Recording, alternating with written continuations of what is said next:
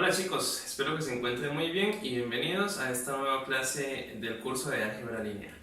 En esta ocasión vamos a estudiar un concepto que es bastante importante en la concepción de espacios vectoriales, y este concepto, vale la pena decir, está basado en dos conceptos que estudiamos en la clase anterior. El primero de ellos es el del conjunto generado y el segundo el de conjuntos linealmente independientes.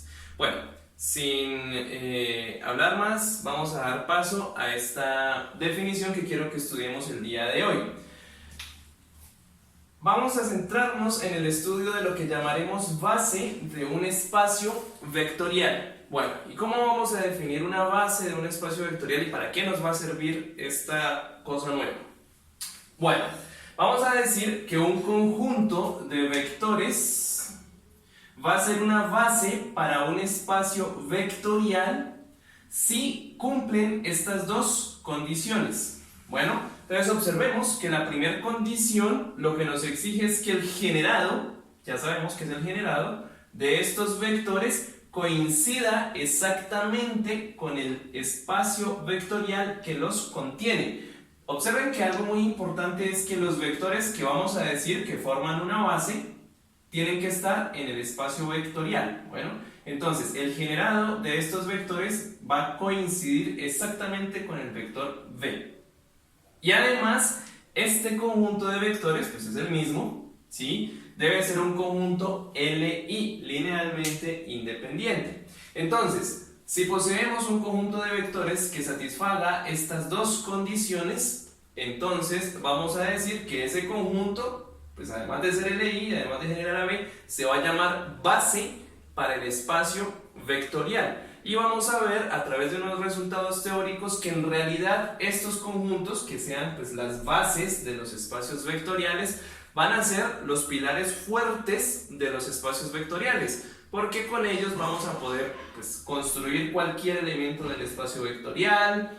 El hecho de que el conjunto sea LI pues nos va a permitir concluir que la forma en que escribamos todos los elementos sea de forma única, bueno, y otra serie de resultados que estaremos estudiando. Bueno, entonces vamos a analizar primero algunas bases canónicas de los espacios con los que ya estamos acostumbrados a trabajar.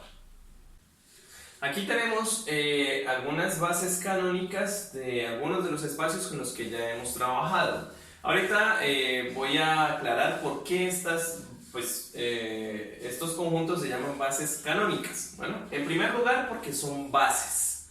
Entonces, observemos que para R2, recordemos que este par de vectores, el vector 1, 0 y el vector 0, 1, que ya los he mencionado anteriormente, ya habíamos visto que estos vectores generan a R2. ¿Por qué razón? Porque cualquier vector de R2 lo podemos escribir de una forma de hecho muy sencilla como combinación lineal de estos dos elementos. Y además también es muy fácil probar que estos dos vectores forman un conjunto LI. Por lo tanto, este conjunto de estos dos vectores es una base para R2. Recordemos pues que otra notación que habíamos usado para estos vectores era la notación IJ, ¿sí? O también lo había mencionado E sub 1 y E sub 2, indicando pues en qué posición iba a ir el 1 en estos vectores. Lo mismo acá para R3, estos tres vectores con los que ya hemos trabajado bastante, pues que son los vectores I, J y K. También es bastante sencillo probar que cualquier vector de R3 se puede escribir como una combinación lineal de ellos tres, por lo tanto generan a todo R3 y además es un conjunto LI. Recuerden también que había dicho en alguna otra oportunidad que estos vectores se suelen denominar también E sub 1, E sub 2 y E sub 3, y les decía que este subíndice indica en qué posición del vector va el 1 y las demás entradas del vector van a ser 0. Bueno, y en general para Rn, es decir, para el espacio de vectores con n componentes, cualquier cantidad de componentes, esta sería la base canónica, ¿sí? E sub 1, E sub 2, E sub 3 hasta E sub n, donde cada vector o el vector E sub i, cualquiera de estos que está aquí, va a tener esta forma. Todas las entradas van a ser ceros excepto una de ellas. La que es distinta de 0 va a ser un 1. ¿Y dónde va a ir ese 1? Pues va a ir en la yésima posición. ¿Sí? Que es lo que me indica este subíndice de aquí. Entonces, todos los vectores de esta forma, pues de forma compacta los he escrito aquí. Y esto entonces es una base y además es canónica para Rn, le llamamos canónica para Rn. Para P sub 2, el conjunto de polinomios de grado 2, ¿sí? Una base es el conjunto de estos tres vectores. Observemos que aquí tenemos el vector constante 1, aquí tenemos, ¿sí?, el polinomio P de x igual a x, y acá tenemos el polinomio Q de x igual a x cuadrado. Entonces tenemos tres polinomios. Con estos tres polinomios podríamos construir cualquier vector de grado menor o igual a 2. Y de una manera muy sencilla. Y además estos tres vectores conforman un conjunto linealmente independiente. Por lo tanto, como me cumplen esas dos características, esto conforma una base para el espacio P sub 2. Y si ya en general queremos trabajar con el espacio de polinomios de grado n, ¿sí?, ya no de grado 2, sino de grado menor o igual a n, por ejemplo, entonces los polinomios que conforman la base canónica es este que está aquí. Miren que es 1, x cuadrado, x cubo, x a la 4, x a la 5, así sucesivamente hasta que lleguemos a x a la n, que es el que nos indican acá. Bueno, y ahorita bueno, voy a mencionar entonces la base canónica para los conjuntos de matrices. ¿Por qué se llaman estas bases canónicas? Bueno, en primer lugar, como ya lo había dicho, porque son bases para cada uno de los espacios, ¿sí? Y en segundo lugar, porque digamos que entre comillas que son las bases más fáciles, ¿sí?, o más simples que podría tener el espacio vectorial. Más fáciles y más simples, ¿en qué sentido? En que si yo tengo cualquier elemento de alguno de estos espacios y lo quiero escribir como combinación lineal, pues de los respectivos elementos que están en la base, los voy a poder escribir de una forma muy sencilla. Va a ser muy rápido identificar cuál es la combinación lineal. Entonces, por eso es que se llaman bases canónicas. Una pregunta que nos podría surgir es, bueno, por ejemplo, aquí tengo una base para P sub 2. ¿Será que existe otra base? Y si existe otra base, pues, ¿existen infinitas bases o solo existen 2 o 3 o depende de esta cantidad de elementos que están aquí? Bueno, por el momento les puedo decir que existen otras bases. De hecho, podríamos decir que una cantidad infinita de bases para cada uno de estos elementos. Pero todas estas bases van a tener una particularidad en común, una característica en común que la veremos posteriormente. Bueno, voy a mencionar entonces, les voy a mostrar cuál es la base canónica para los conjuntos de matrices. Bien, y aquí he dispuesto un conjunto que tiene 6 matrices. Y observen que la característica de estas matrices es que todas sus entradas son ceros en cada una de ellas, excepto una de ellas, ¿sí? Una de las entradas. Por ejemplo, aquí la entrada 1, 1 es 1, acá es la entrada 1, 2, acá la entrada 1, 3, por acá la 2, 1, 2, 2 y 2, 3. Miren que es como si el 1 fuera saltando de posición en posición. Las demás entradas todas deben ser 0. Entonces esto que está aquí, este conjunto de 6 matrices, conforman lo que llamamos la base canónica, en este caso, de todas las matrices de tamaño 2×3. Pues naturalmente estas son matrices de tamaño 2×3. Creo que aquí es donde ya viene a cobrar un poquito de sentido este superíndice, ¿sí? Hasta el momento este superíndice nos indicaba cuál era el tamaño de la matriz, pero yo sé que a veces uno está un poco como tentado a decir A2×3 es igual a 6.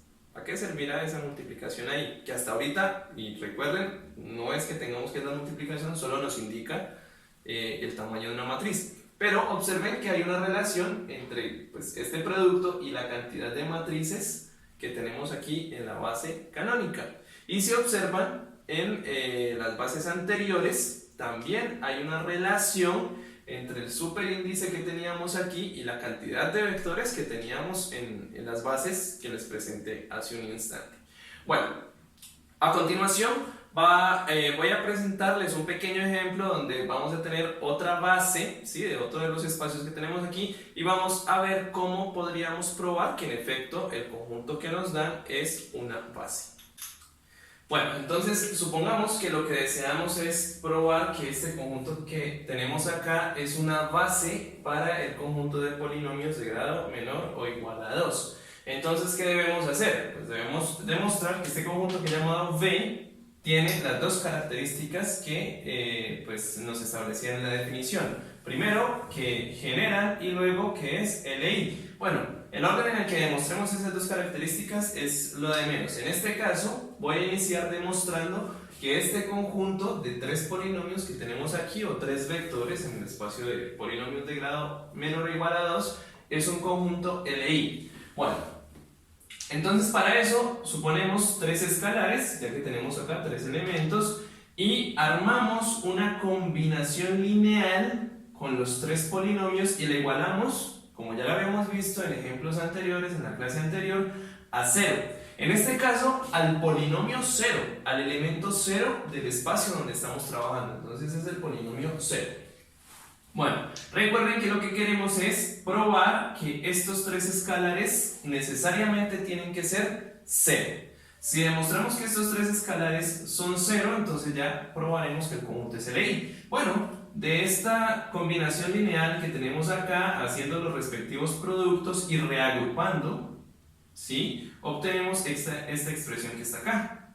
Bueno, entonces el coeficiente de x cuadrado, haciendo los productos y reagrupando, nuevamente digo, es este, el coeficiente de x es este que está acá, y el término independiente es esto que está acá. Y estamos diciendo que esto es igual al polinomio 0. Bueno, estos dos polinomios entonces van a ser iguales si son iguales coeficiente a coeficiente. Eso quiere decir que este coeficiente que está acá, el de x cuadrado, debe ser igual a 0, y ahí me sale esta ecuación. Que este coeficiente que está acá debe ser igual a 0 también, que es el de x, me sale esta ecuación. Y que los términos independientes son iguales, de ahí me sale esta ecuación. Bueno, tengo un sistema de tres ecuaciones con tres incógnitas, lambda 1, lambda 2 y lambda 3. Necesito resolverlo y para eso recurro a su matriz ampliada. Y nuevamente, aquí observen que para resolver este sistema, en realidad, en el fondo, no nos interesa conocer la solución del sistema. Bueno, si la conocemos y vemos que es exactamente 0, 0, 0, listo, está bien. Recuerden que aquí podríamos utilizar otras estrategias, ¿sí? Un as bajo la manga que tengamos, o en este caso, teoremas o resultados que conozcamos que nos permitan garantizar de una forma un poco más rápida si este sistema va a tener única solución, en cuyo caso recordemos que sería la que queremos, que los tres escalares sean 0, o si tenemos infinitas soluciones. Bueno, entonces, quien quiera puede resolver este sistema vía eliminación de Gauss o eliminación de Gauss-Jordan y pues llega a la conclusión de que lambda 1, lambda 2 y lambda 3 tienen que ser exactamente 0, ¿sí? Pero si no, podemos usar otros resultados, como ya lo hemos usado anteriormente. Si esta es la matriz de coeficientes y la llamamos A, pues podríamos calcular el determinante de A, ¿sí? Tal vez este método es un poco más rápido. Cuando calculen el determinante de A, se pueden dar cuenta que es 5. En realidad tampoco me interesa conocer el valor exacto, ¿sí? Lo único que me interesa saber es que es distinto de 0. Como el determinante es distinto de 0, entonces por algunos resultados que ya conocemos previamente, podemos garantizar que este sistema, que es un sistema homogéneo, tiene única solución. ¿Y cuál será la única solución? Pues que las tres variables lambda 1, lambda 2 y lambda 3 sean 0. Bueno, entonces aquí concluimos que este sistema tiene solución única, lambda 1 igual a 0, lambda 2 igual a 0 y lambda 3 igual a 0. Lambda 1, 0, lambda 2, 0 y lambda 3 igual a 0. Solución única. Y como la solución es esta y es la única solución, entonces eso demuestra que este conjunto de tres vectores es un conjunto linealmente independiente. Bueno, aquí nos restaría ya probar es que estos tres vectores ahora generan a todo el espacio P sub 2. Pero entonces ahí no vamos a perder las cuentas que tenemos acá. ¿Por qué razón? Observen lo siguiente. Voy a borrar simplemente estos lados que tenemos aquí. Si queremos ya probar que no es que V sea LI, ¿sí?, sino que el generado por V, ¿sí?, bueno, escribámoslo así, V es todo eso que está ahí, es exactamente P sub 2. Eso es lo que queremos demostrar. Entonces nuevamente tenemos tres escalares, armamos la combinación lineal y lo que queremos es que cualquier vector de P sub 2 se puede escribir como combinación lineal de estos que está acá. Observen que aquí he puesto un polinomio genérico, un polinomio cualquiera, y quiero saber si este polinomio se puede escribir como combinación lineal de esto que está acá. Eso nos va a llevar a analizar un sistema de ecuaciones y me interesa saber si ese sistema de ecuaciones va a tener solución. Bueno, las cuentas de este lado son exactamente las mismas. Por acá simplemente escribo x cuadrado más bx más c, ¿ok? Y el sistema de ecuaciones que está aquí, cuando comparo con coeficiente a coeficiente, es que este primer coeficiente pues tiene que ser no 0 sino a, que este segundo coeficiente pues tendría que ser b, y que este último coeficiente tendría que ser c. Y eso me lleva a resolver pues este sistema de ecuaciones. Aquí ya no es 0 sino a, b y c. Pero entonces miren que aquí el análisis que podemos hacer es el mismo, porque nuevamente no nos interesa saber exactamente la solución. En este caso me interesa saber es que existe solución. Y si existe solución quiere decir que este polinomio, que era cualquiera, un polinomio genérico, sí se puede escribir como combinación lineal. Bueno, aquí ya esto no es válido porque el sistema no es homogéneo, pero lo que tengo acá sí, porque la matriz de coeficientes es la misma. Como la matriz de coeficientes es la misma, pues el determinante es el mismo, es distinto de 0. Eso quiere decir que este sistema tiene solución y además es única esta solución. Eso va a ser algo característico para las bases. Cuando estemos demostrando que un conjunto es base, los sistemas de ecuaciones que vamos a obtener por acá van a tener única solución.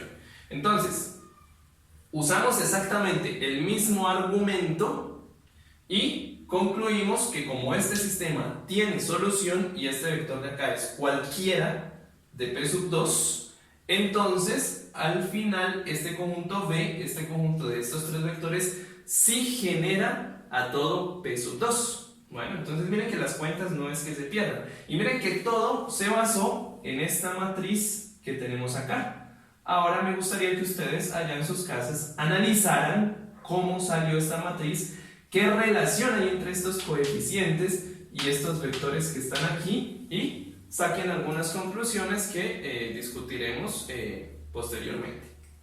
Bueno, entonces aquí a través de estos dos argumentos ya hemos demostrado que el conjunto es LI y que además genera a todo P sub 2. Por lo tanto, concluimos que V es una base para P sub 2.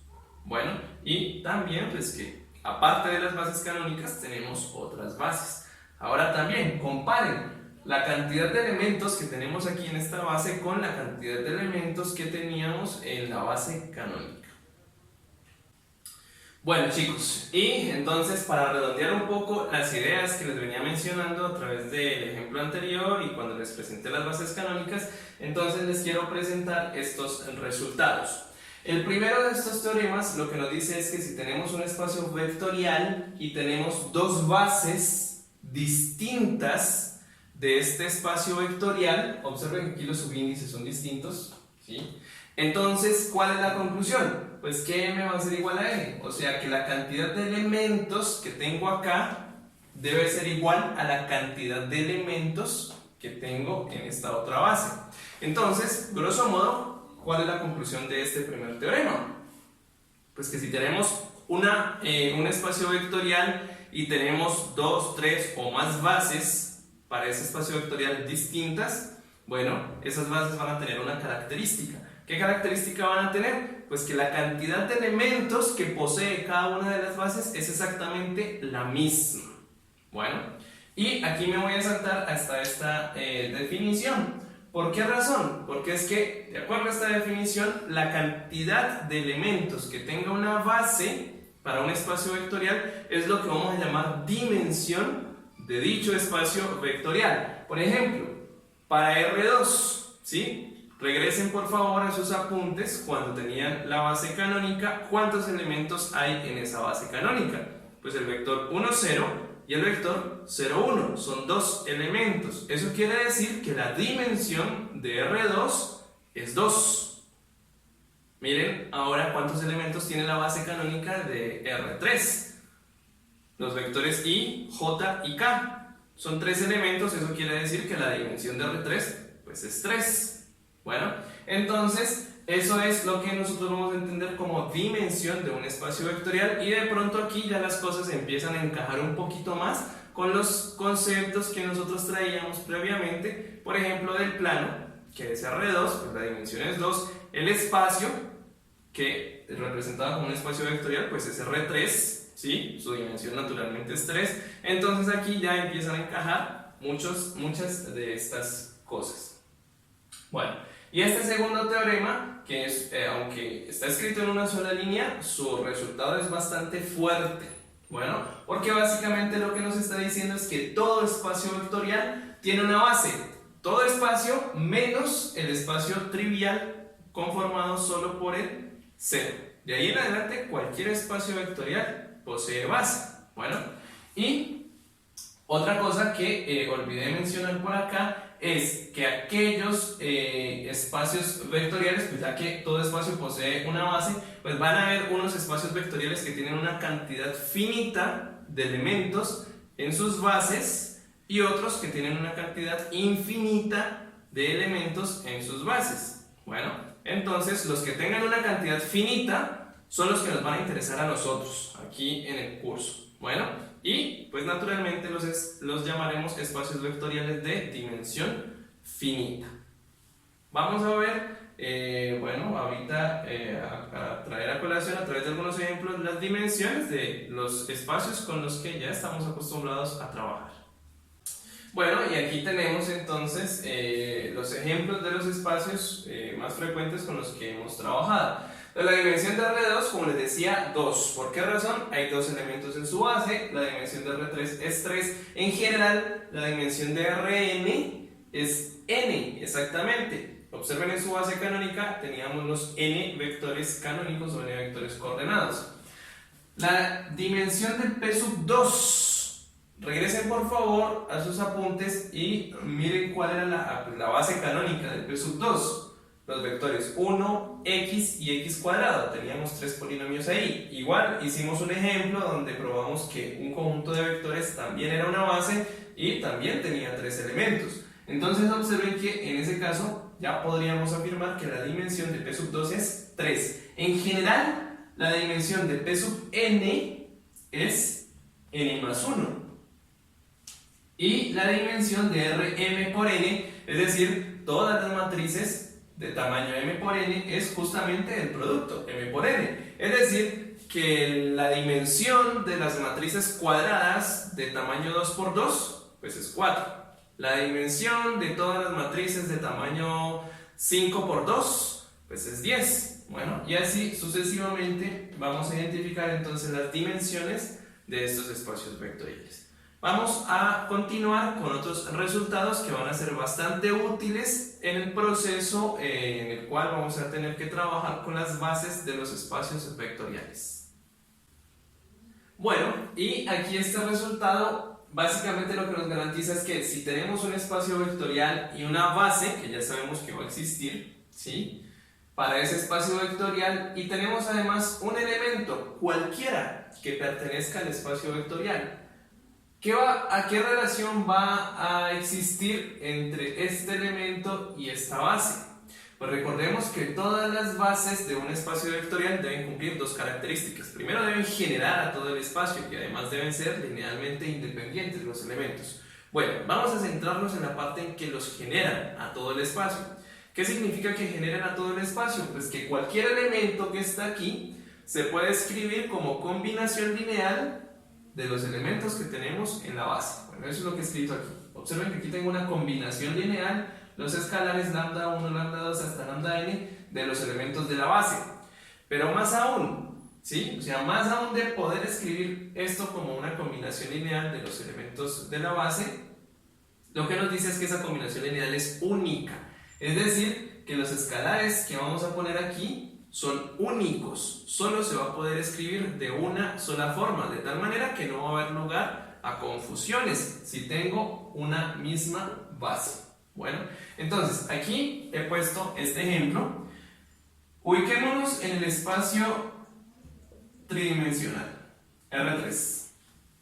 Bueno, entonces aquí he puesto, observen que he puesto los vectores canónicos, E1, E2 y E3, estos vectores que están aquí. Los escalares de la combinación lineal para obtener este vector que está acá, pues fácilmente los identificamos, deben ser 1, 2 y 4, y pues cuando uno hace esta operación obtiene exactamente este vector.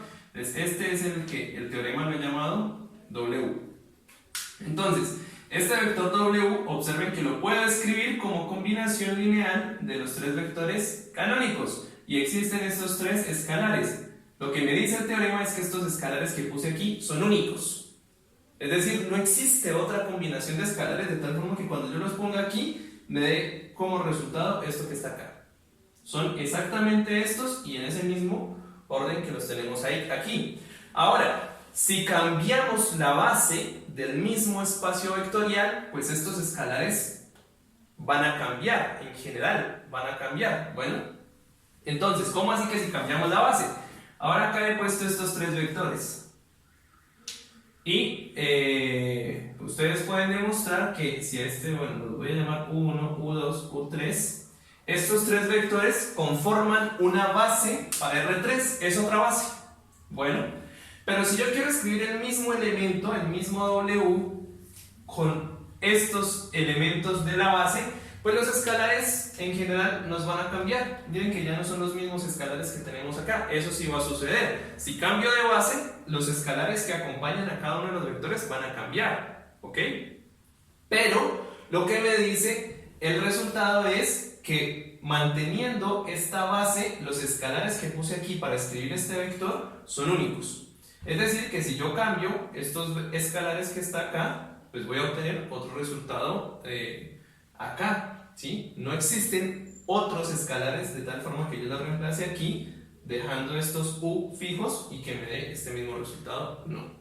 Entonces, si tengo un espacio vectorial y una base, cualquier elemento de la base del espacio vectorial se puede escribir en términos de la base que tengamos. Y además, esa escritura va a ser de forma única. Bueno, y aquí un nuevo resultado acerca de los espacios vectoriales y en particular su dimensión.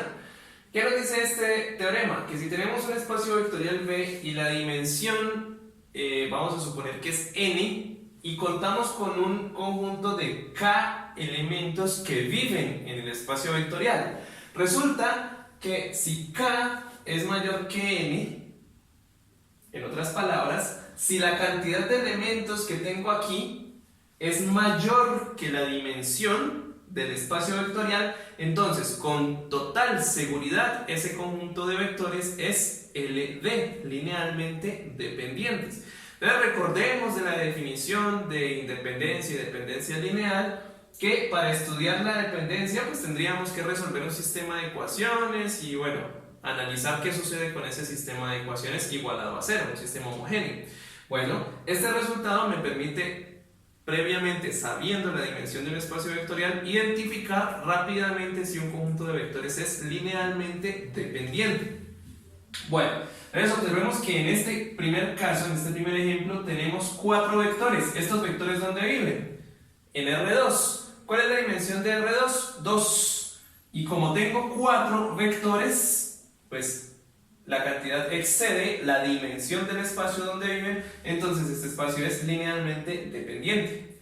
Acá tengo 1, 2, 3, 4 polinomios. ¿Dónde viven esos polinomios? Bueno, aquí me están diciendo que van a vivir en P sub 2.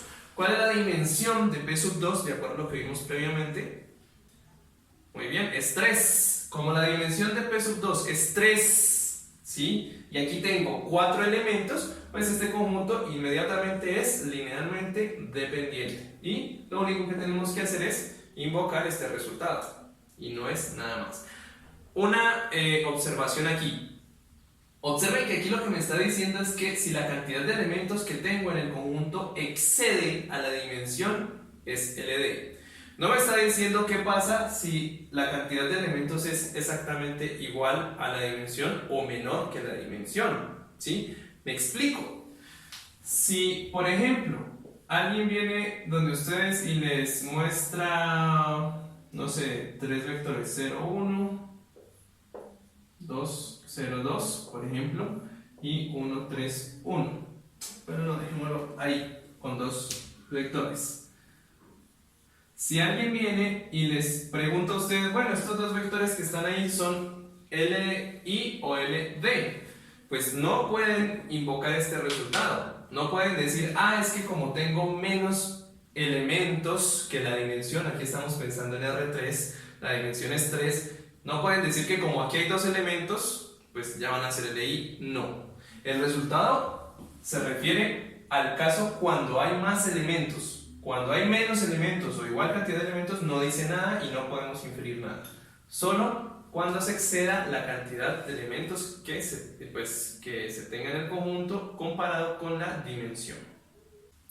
Bueno chicos, y acá les quiero presentar 3 corolarios, es decir, 3 resultados que se desprenden inmediatamente del teorema que revisamos previamente.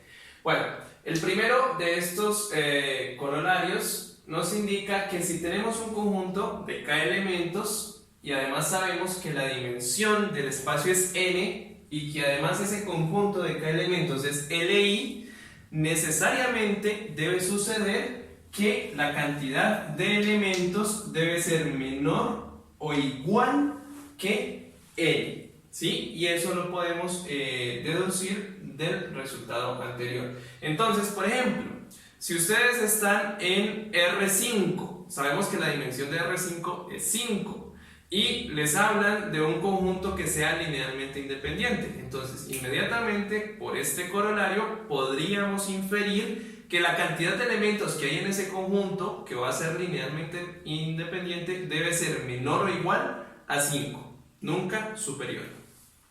Bueno. Este segundo corolario, pues básicamente lo que nos dice es que si tenemos un subespacio de un espacio vectorial, entonces la dimensión del subespacio siempre va a ser menor o igual que la dimensión del espacio que lo contiene. Bueno, y este tercer corolario, pues creo que si pudiera poner un nivel de importancia, creo que este debería ser el más importante de los 3, aunque los 3 son bastante importantes.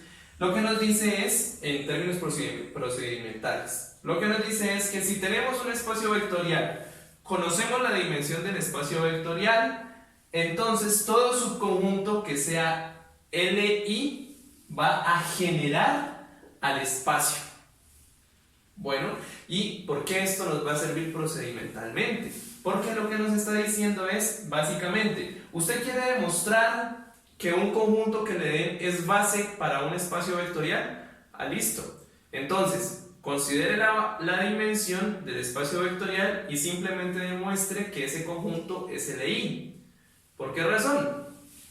Si usted demuestra que ese conjunto es Li y que la cantidad de elementos es la misma que la dimensión, entonces ya vamos a inferir que es una base. ¿Por qué razón? Porque además de ser Li, también lo va a generar. Bueno, es lo que nos dice este tercer y último corolario. Entonces, este último resultado es básicamente lo que nos da razón de aquel ejemplo donde demostramos que un conjunto era una base para P sub 2. Recuerden que los procedimientos para demostrar que eran Li y que lo generaban eran muy similares. Bueno, este es el resultado que nos permite entonces de pronto compactar un poco esas demostraciones. Claro está, siempre que vayamos a hacer una prueba hay que invocar el resultado que estamos usando. Bueno, entonces en este caso vamos a hacer bastante uso de este resultado que está acá. Vamos a verlo a través de un ejemplo. Bueno chicos, y para finalizar entonces la clase del día de hoy, traje a colación este ejemplo para hacer alusión al último corolario que acabamos de ver. Bueno, aquí nos piden determinar si este conjunto de vectores que nos dan es una base para R3. Bueno, entonces, de entrada ya sabemos que la dimensión de R3 es 3. Por lo tanto, cualquier conjunto que quiera ser una base para R3, por lo menos debe tener 3 elementos, 3 vectores. En efecto, aquí hay 3 vectores. Entonces, primer filtro lo pasa. Ahora, ¿qué vamos a hacer? Vamos a invocar el último corolario, donde nos dice que si tenemos un conjunto que tiene la misma cantidad de vectores que la dimensión, si ese conjunto es LI, entonces va a ser una base. Tengo un conjunto con 3 elementos en este espacio que es de dimensión 3. Lo único que tendría que verificar es si estos 3 vectores son linealmente independientes.